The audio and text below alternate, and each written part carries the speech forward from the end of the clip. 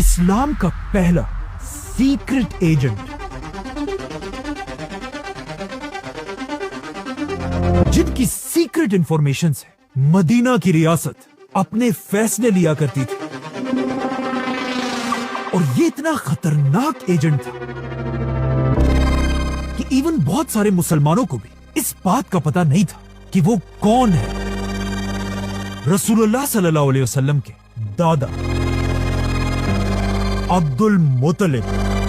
کے 10 بیٹے تھے، جن میں سے 4 کو آج تک یاد کیا جاتا ہے: ابو لہب، ابو طالب، حضرت حمزہ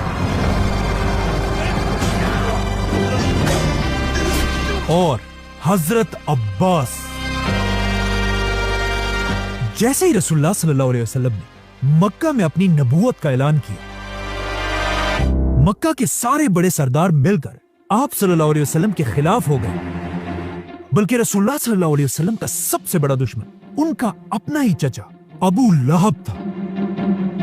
جو ایک بہت ہی سخت اور ظالم انسان تھے، جو ہر ٹائم کسی نہ کسی طریقے سے آپ صلی اللہ علیہ وسلم کو نقصان پہنچاتا رہتا تھا۔ لیکن پورے مکہ میں آپ صلی اللہ علیہ وسلم کا سب سے اچھا دوست بھی انہی کے چچا ابو طالب تھے، جو ایک بہت ہی سافٹ اور رحم دل انسان تھے،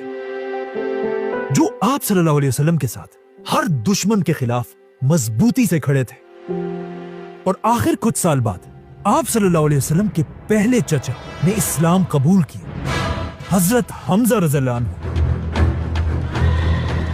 جو ایک بہت ہی بہادر اور طاقتور واریر تھا۔ اور اب باقی رہے صرف ایک ہی چچا، حضرت عباس رضی اللہ عنہ،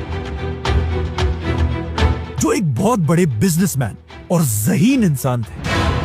جو ہمیشہ چھپ چھپ کر رسول اللہ صلی اللہ علیہ وسلم کی مدد کرتے تھے، لیکن لوگوں کے سامنے خاموش رہتے تھے۔ جیسے ہی مکہ میں رسول اللہ صلی اللہ علیہ وسلم کے سب سے بڑے ساتھی ابو طالب دنیا سے چلے گئے،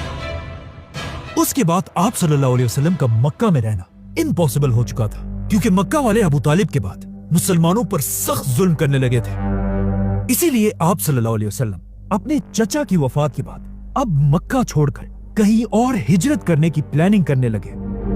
جس کے لیے انہوں نے اپنے صحابہ عرب کے ڈیفرنٹ سٹیز کی طرف بھیجے، اور خود عرب کی ایک سٹی طائف کی طرف گئے، اور وہاں جو ہوا وہ ہم سب کو پتا۔